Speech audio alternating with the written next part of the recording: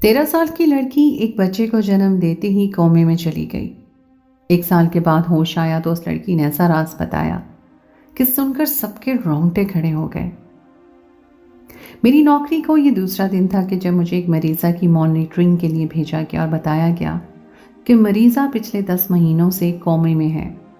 मैंने आज से पहले भी ऐसे बहुत से मरीज़ देखे थे जो कई महीनों से कोमा में थे। ये मेरे लिए नई बात नहीं थी, मगर जब मैं उस कमरे में दाखिल हुई तो मरीज़ा पे नज़र पड़ते ही मेरा दिल धक से रह गया। वो कोई लड़की या औरत नहीं थी, बल्कि एक 13 साल की मासूम बच्ची थी। और इसी बात ने मुझे चौंका दिया था कि इतनी कम उम्र बच्ची कोमे में कैसे गई है। उसके साइड पर रखी टेबल पर उसकी फाइल रखी थी। मैंने उठाकर बड़े सुकून से उसकी फाइल पढ़नी शुरू कर दी। बार बार मेरी नज़र उसके चेहरे पर पड़ती थी। मैंने आज से पहले इतना खूबसूरत और हसीन चेहरा नहीं देखा था। उसके चेहरे की पीली रंगत उसे मजीद खूबसूरत बना रही थी। ऐसा लग रहा था जैसे वो सरसों का फूल हो।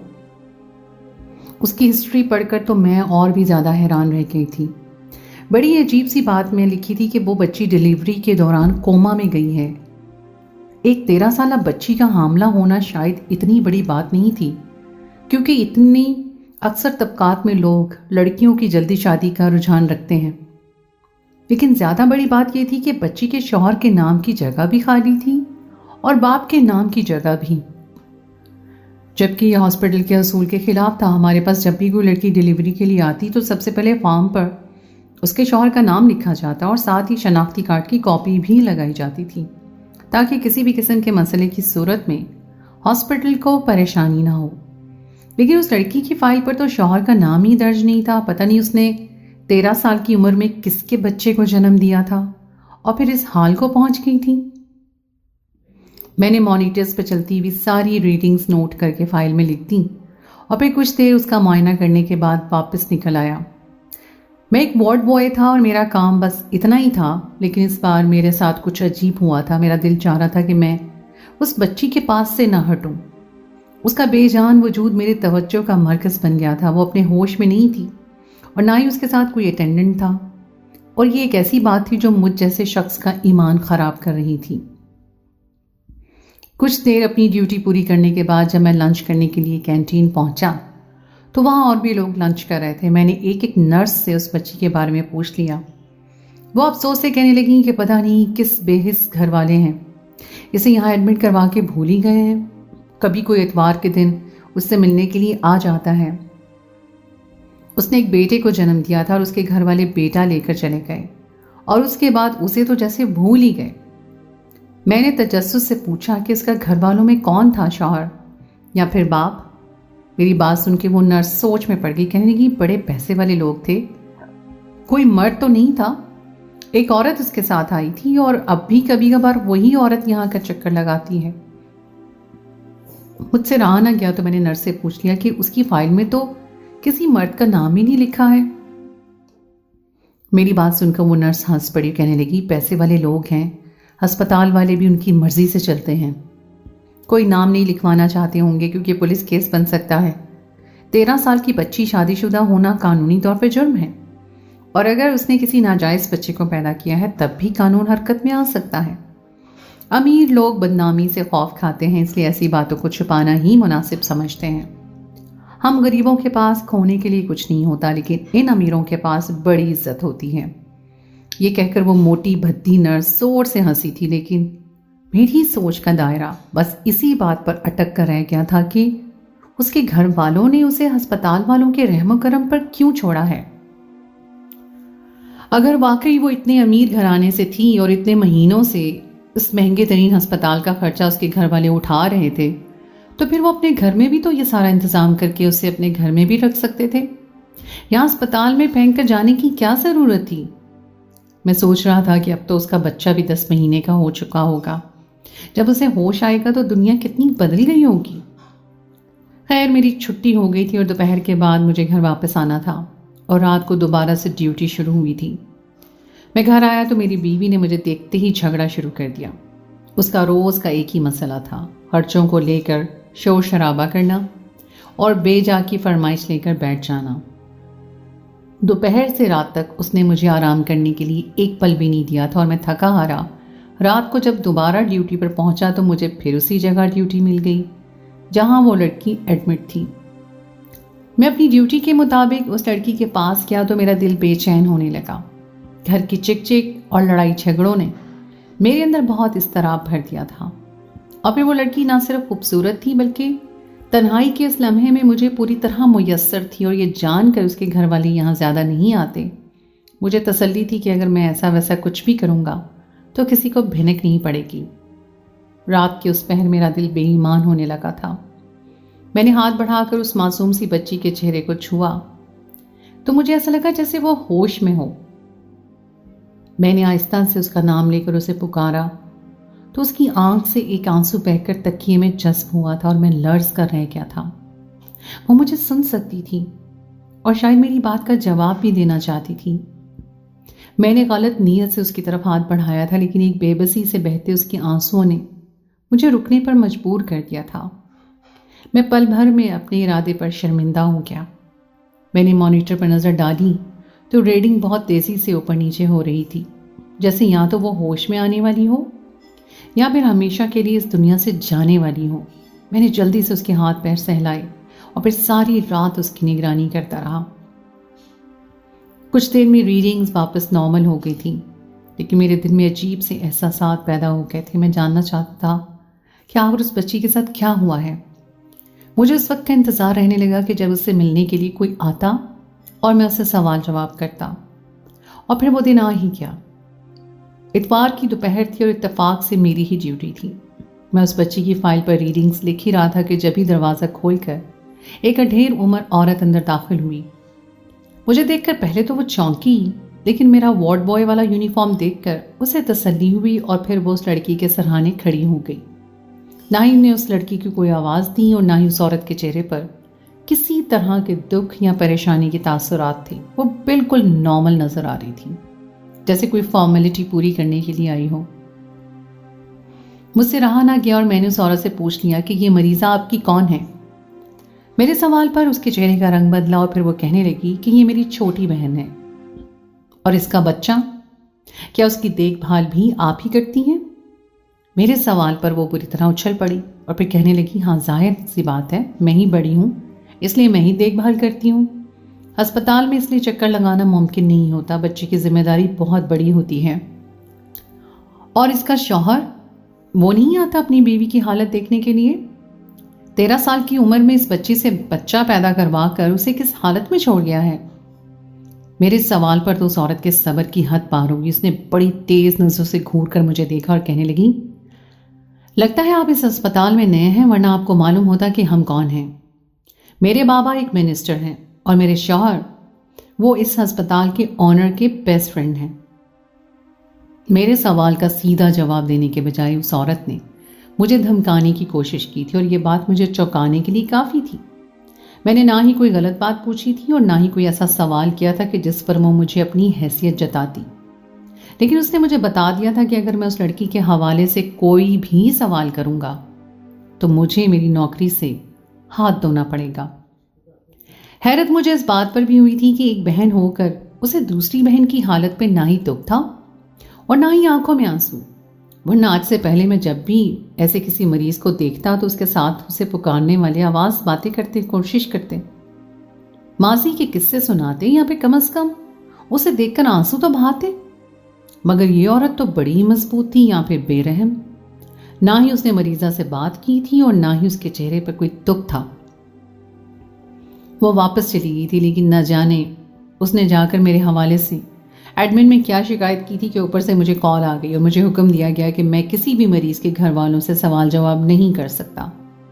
मेरा काम सिर्फ अपनी नौकरी पर तवज्जो देना है और मैं समझ गया था कि उसने मेरी शिकायत लगाई है और इस बात ने मेरे तजस्सुस को और भी हवा दी थी। यकीनन कोई बात तो ऐसी थी जो उस औरत को मिर्ची की तरह लग रही थी। खैर, मैं उस वक्त अपनी नौकरी से हाथ धोने के बारे में सोच भी नहीं सकता था। पहले ही मेरी बीवी ने मुझे आजिज कर रखा था, मगर मेरे तजस्सुस की वजह से मेरी नौकरी छूट जाती तो वो मेरा घर छोड़कर ही चली जाती। मैंने अपनी नौकरी जारी रखी और उस लड़की का ख्याल रखने लगा। اب اسے دیکھ کر میرے دل میں کوئی غلط خیال نہیں آتا تھا. میں بس یہ چاہتا تھا کہ وہ جلد سے جلد ہوش میں آ جائے. 2 مہینے اسی طرح گزر گئے. اس درمیان بس ایک دفعہ وہ عورت اس لڑکی کو سرسری طور پر دیکھنے کے لیے آئی تھی، جیسے تسلی کرنا چاہتی ہو کہ وہ اب بھی کوما میں ہے یا نہیں. اس لڑکی کو کوما میں 1 سال ہو گیا تھا اور میں اکثر سوچتا کہ پتہ نہیں وہ کب ہوش میں آئے گی. اور پھر ایک دن میں ڈیوٹی پر پہنچا ہی تھا کہ وہ موٹی نرس میرے پاس ہی کہنے لگی اس لڑکی کو ہوش آ رہا ہے. میں ڈاکٹر کو بلانے کے لیے جا رہی ہوں، لیکن سب سے زیادہ اس لڑکی کی فکر تمہیں تھی، اس لیے پہلے تمہیں بتانے چلی آئی. یہ کہہ کر وہ تیزی سے ڈاکٹر کے کمرے کی طرف بڑھ گئی اور میں بھاگتا ہوا اس لڑکی کے کمرے میں پہنچ گیا اور اس کے ہاتھ پاؤں دھیرے دھیرے حرکت کر رہے تھے اور پلکیں لرز رہی تھیں. شاید وہ آنکھیں کھولنے کی کوشش کر رہی تھی، لیکن پورے 1 سال بعد آنکھوں کے بھاری پپوٹوں کو کھولنا اس کے لیے مشکل ہو رہا تھا. میں نے جلدی سے اس کا نام لے کر اسے پکارا اور کہا، مریم، میں یہاں موجود ہوں، تم میری آواز سن سکتی ہو نا؟ میں جب بھی اس لڑکی کے کمرے میں آتا تھا تو اس سے کوئی نہ کوئی بات ضرور کرتا تھا. مجھے یقین تھا کہ وہ میری آواز پہچانتی ہوگی، اور میری آواز سنتے ہی مریم کی آنکھوں سے آنسو بہنے لگے اور پھر دھیرے دھیرے اس نے اپنی آنکھوں کو کھولا. روشنی سے اس کی آنکھیں چندیا گئیں. اس نے دوبارہ اپنی آنکھیں بند کر لی اور آنکھوں پہ ہاتھ رکھ لیا. میں نے ایک گیلا ٹاول اٹھا کر اس کے منہ پر پھیرا اور پھر آہستہ آہستہ اس نے آنکھیں کھول دی. اتنے میں ڈاکٹر صاحب اور وہ نرس بھی چلے آئے. ڈاکٹر صاحب کو دیکھتے ہی میں پیچھے ہٹا. وہ جلدی سے اس کا چیک اپ کرنے لگے. مریم کو پوری طرح ہوش آ چکا تھا. وہ آنکھیں پھاڑے ہم 3 لوگوں کو دیکھ رہی تھی اور پھر نرس نے اسے بتایا کہ وہ ہسپتال میں ہے اور پورے 1 سال بعد ہوش میں آئی ہے. یہ سن کر پہلے تو وہ حیران ہوئی اور پھر اپنے پیٹ پہ ہاتھ پھیر کر کہنے لگی، میرا بچہ کہاں ہے؟ وہ کیسا ہے؟ وہ لوگ میرے بچے کو تو نہیں لے گئے؟ ڈاکٹر نے اسے بتایا کہ وہ ایک بیٹے کی ماں ہے اور اس کا بچہ بالکل خیریت سے پیدا ہوا تھا. البتہ اب وہ بچہ کیسا ہے یہ ہمیں نہیں معلوم، کیونکہ بچہ تمہاری بہن لے گئی تھی. یہ سنتے ہی وہ لڑکی زاروں قطار رونے لگی اور روتے ہوئے کہنے لگی کہ وہ میری بہن نہیں تھی. آپ لوگوں نے میرا بچہ اسے کیوں دیا ہے؟ یہ سن کر ہم سبھی چونک گئے. ڈاکٹر نے اسے کہا کہ شروع سے آخر تک وہی تمہارے ساتھ تھی. اس نے خود کو تمہاری بہن ہی بتایا تھا. وہی تو تمہیں ہسپتال میں لائی تھی اور اب بھی کبھی کبھار تمہیں دیکھنے کے لیے آتی ہے. مگر وہ تمہاری بہن نہیں ہے تو پھر وہ کون ہے؟ کچھ دیر کے لیے مریم خاموش ہو گئی. پھر اس نے ایک ایسا سچ ہمیں بتایا جسے جاننے کے بعد ہم سب کے رونگٹے کھڑے ہو گئے. مریم کی پیدائش امریکہ میں ہوئی تھی. اس کے والدین پاکستانی تھے مگر رہائش امریکہ میں تھی. وہ ایک بہت امیر گھرانے سے تعلق رکھتی تھی اور اس کے والد کا بہت بڑا کاروبار تھا. اس نے ہمیشہ سے ایک بہت اچھی زندگی دیکھی تھی. وہ امریکہ کے ہی ایک اچھے اسکول میں تعلیم حاصل کر رہی تھی اور پھر ایک دن اس کے والد نے اسے بتایا کہ پاکستان میں اس کی دادی کی طبیعت بہت خراب ہے اور انہیں کچھ دنوں کے لیے پاکستان آنا ہوگا. مریم کے والد اس کی ماں اور اسے لے کر اپنی بیمار ماں کے پاس پاکستان واپس پہنچے اور ان کے آنے کے 1 دن بعد ہی مریم کی دادی کا انتقال ہو گیا. اس کے والد کو بہت صدمہ پہنچا تھا. وہ ساری زندگی گھر والوں سے دور رہے تھے. اس نے دکھ کی یہ کچھ گھڑیاں اپنے خاندان والوں کے ساتھ ہی گزارنا چاہتے تھے. مریم کے چچا اور چچی یہاں رہتے تھے اور مریم اور اس کے والدین انہی کے ساتھ رہنے لگے. مریم کے چچا نے ان کے والد سے کہا کہ پردیس کا ماحول اچھا نہیں ہے، بیٹی کو لے کر وہاں کب تک رہیں گے؟ اب بچی جوان ہو رہی ہے، بہتر ہے کہ بھائی صاحب آپ یہیں کوئی بزنس کر لیں اور اپنی فیملی کو لے کر سیٹل ہو جائیں. مریم کی والدہ خود بھی باہر ملک کے کھلے ڈلے ماحول میں پریشان تھیں اور مریم کے مستقبل کو لے کر فکر مند بھی تھیں. اس لیے انہوں نے بھی اپنے شوہر کو یہی مشورہ دیا اور پھر مریم کے والد امریکہ گئے اور وہاں سے اپنا سب کچھ سمیٹ کر یہاں لے آئے اور ایک نئے کاروبار کو شروع کرنے کے لیے کوشش کرنے لگے. لیکن بدقسمتی سے ایک دن مریم کے والدین کا ایکسیڈنٹ ہو گیا اور وہ دونوں بالکل اچانک ہی اس دنیا سے چلے گئے اور مریم بے آسرا ہو کر اپنے چچا چچی کے پاس رہ گئی. مریم کے والد کا سارا پیسہ سب کچھ اس کے چچا کے پاس تھا. وہی مریم کی کفالت کر رہے تھے. مریم ایک بہت بڑے صدمے سے گزری تھی. وہ ذہنی طور پر بالکل بھی ٹھیک نہیں تھی اور نہ ہی اسے ٹھیک کرنے کے لیے کچھ کیا گیا تھا. وہ ہر وقت کمرے میں بند رہتی اور اس کی چچی اسے پلٹ کر بھی نہ پوچھتی. اپنی چچی کے لیے وہ بس ایک بوجھ تھی. ऐसे ही 2-3 साल गुजर गए। मरियम घर की 4 दीवारी में कैद होकर रह गई। पढ़ाई लिखाई सब कुछ खत्म हो गया था। वो हर वक्त सिर्फ अपने माँ बाप को याद करती। कभी कभी तो वो चीख चीख कर रोने लगती। उसकी चची ने उस पर पागल का टैग लगा दिया और फिर उसके चचा के हालात बदलने लगे। वो लोग छोटे से घर के बजाय एक बहुत बड़े बंगले में शिफ्ट हो गए। उसके चचा ने कारोबार शुरू कर लिया और देखते ही देखते वो तरक्की करने लगे। मरियम इतनी भी अनजान नहीं थी। वो ये सब न समझ पाती कि ये सब पैसा किसका है, लेकिन वो चाह कर भी कुछ नहीं कर सकती थी क्योंकि उसकी उम्र बहुत ही छोटी थी। और फिर एक रात उसकी चची के बेटे ने उसके साथ वो कर दिया जिसके बारे में वो तसव्वुर भी नहीं कर सकती थी। उस पर कयामत गुजर गई थी। सुबह यही बात उसने चीख चीख कर अपनी चची को बताई तो उसकी चची ने उसे मारना पीटना शुरू कर दिया। उसे बदकिरदार कहा और कहने लगी कि तुम अमेरिका के खुले डुले माहौल से आई हो, तुम्हारे लिए ये सब आम सी बातें हैं, लेकिन हमारे घर में शरीफ बच्चियां रहती हैं, ऐसी बातें खुलेआम नहीं होती। ना ही हमारा बेटा बुरा है, तुमने ही उसे उकसाया होगा। चची ने मरियम को एक बार फिर कमरे में कैद कर दिया। वो बेचारी तो दुख पर दुख सहती चली गई। चचा ने भी उससे कोई हमदर्दी न दिखाई। उन्हें उठे बैठाए बड़े भाई की सारी जिंदगी की मेहनत की कमाई मिल गई थी। वो अपनी अयाशी में मसरूफ हो गए थे। और फिर मरियम हामला हो गई। उसके हामला होते ही चची ने अपनी इज्जत बचाने की खातिर उसे अबॉर्शन पर मजबूर किया, लेकिन खुदा को उसका बच्चा रखना था। उसकी जिंदगी थी, इसलिए वो जाया भी ना हो सका। मजबूरन उसकी चची ने उसे 9 महीने तक एक कमरे में कैद रखा। ना ही उसे मुनासिब खुराक मिली और ना ही तवज्जो। जब उसकी डिलीवरी का वक्त आया तो उसकी हालत बहुत ही ख़राब थी और वो बच्चा पैदा होते ही कोमे में चली गई। उसके बाद क्या हुआ वो नहीं जानती। वो रोते हुए कहने लगी कि जिस औरत ने मुझे 2 वक्त की रोटी भी वक्त पर नहीं देना मुनासिब समझा, उसने मेरे बच्चे के साथ क्या क्या किया होगा। मेरा बच्चा न जाने कहाँ होगा, किस हाल में होगा। मरियम की बातों ने हम सबको हैरान कर दिया था, क्योंकि जो औरत उसके पास आई थी वो खुद को मरियम की बड़ी बहन बताती थी। कोई सोच भी नहीं सकता था कि उस बच्ची पर ऐसा जुल्म टूटा होगा। शायद यही वजह थी कि उसकी फाइल पर ना ही बाप का नाम लिखा था और ना ही शौहर का। शायद उसकी चची इसकी असलियत और पहचान छुपाना चाहती थी। फिर थोड़ी ही देर में वो औरत भी वहां आ गई, क्योंकि अस्पताल वालों ने उसे फोन करके बुलाया था। मरियम को होश में देखकर वो बिल्कुल दंग रह गई थी।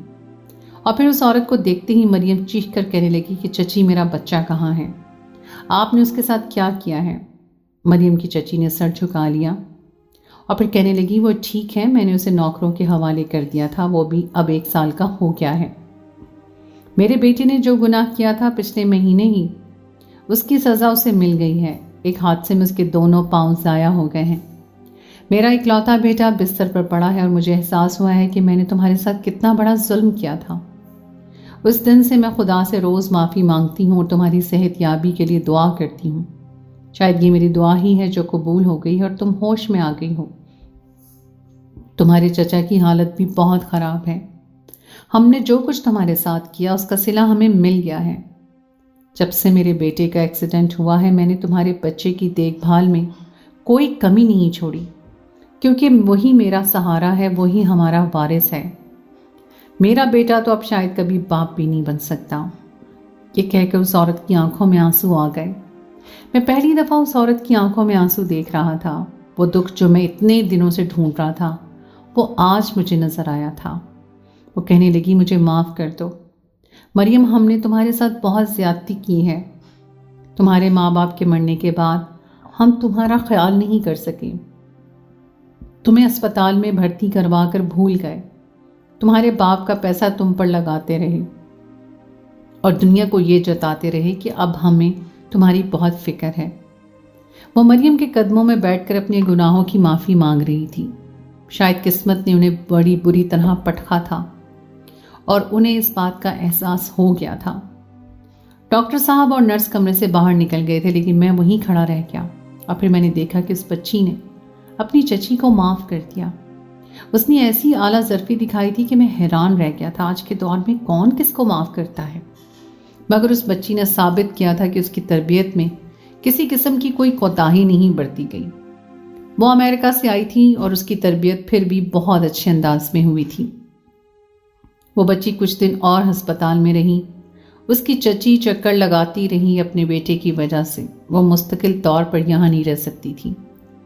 نرس اور میں اس بچی کی دیکھ بھال کر رہے تھے. مجھے پتا چلا تھا کہ اس کی چچی کا ہسپتال کے مالک سے کوئی لینا دینا نہیں ہے اور نہ ہی اس کا باپ کوئی ایک منسٹر ہے. اس نے صرف مجھے دھمکانے کے لیے یہ بات کہی تھی اور میں اس کی باتوں میں آ گیا تھا. وہ ڈرا دھمکا کر مجھے خاموش کروانا چاہتی تھی. اس نے اسپتال کے عملے کو پیسے کھلائے تھے اور اس بچی کو ایڈمٹ کروا دیا تھا. کچھ دنوں بعد جب مجھے بچی ڈسچارج ہو کر جانے لگی تو اسپتال کے دروازے سے پلٹ کر میرے پاس آئی. میں جو پیچھے کھڑا تھا اور اسے جاتا ہوا دیکھ رہا تھا، اس نے میرا شکریہ ادا کیا اور کہنے لگی، آپ تنہائی کے لمحوں میں جو باتیں مجھ سے کرتے تھے وہ میں نے سن رکھی ہیں. میں جانتی ہوں کہ آپ اپنے مالی حالات سے کس قدر پریشان ہیں. میں آپ کے لیے ہمیشہ دعا کرتی رہوں گی. اس کی بات سن کر میں مسکرا دیا تھا اور اسے دل سے دعا دی تھی کہ اب اس کی زندگی میں کوئی مشکل نہ آئے. وہ اپنی چچی کا ہاتھ پکڑ کر چلی گئی تھی اور میں رشتوں کے بدلتے ہوئے رنگ دیکھ رہا تھا. اس بچی کا مستقبل کیسا ہوگا، آگے اس کے ساتھ اور کیا ہوگا، میں نہیں جانتا. لیکن اتنا ضرور جانتا ہوں کہ جو کوئی برا کرتا ہے اسے اس کا بدلہ ضرور ملتا ہے اور اچھے لوگوں کو قسمت کہیں نہ کہیں سے نواز ہی دیتی ہے. آپ لوگوں کی اس بارے میں کیا رائے ہے؟ کیا آپ کو بھی لگتا ہے کہ برائی کا انجام برا ہی ہوتا ہے؟ اگر آپ کوئی کامنٹ کرنا چاہتے ہیں یا اپنی رائے کا اظہار کرنا چاہتے ہیں تو کامنٹ سیکشن میں ضرور لکھیے گا. تو جناب، یہ تھی میری آج کی کہانی. امید ہے آپ کو آج کی کہانی پسند آئی ہوگی. کہانی اچھی لگے تو اس کو لائک ضرور کیجیے، اپنے دوستوں کے ساتھ شیئر کیجیے اور اگر آپ نے ابھی تک میرے چینل کو سبسکرائب نہیں کیا تو اس کو فوراً سبسکرائب کر لیجیے. ساتھ ہی لگے بیل آئیکن کو بھی پریس کر دیں تاکہ آپ کو میری آئندہ آنے والی کہانی کا نوٹیفیکیشن بر وقت مل سکے. سنو ذرا کو سنتے رہنے کا بہت بہت شکریہ. اگلی کہانی تک کے لیے دیجیے اجازت. خدائے پیمان.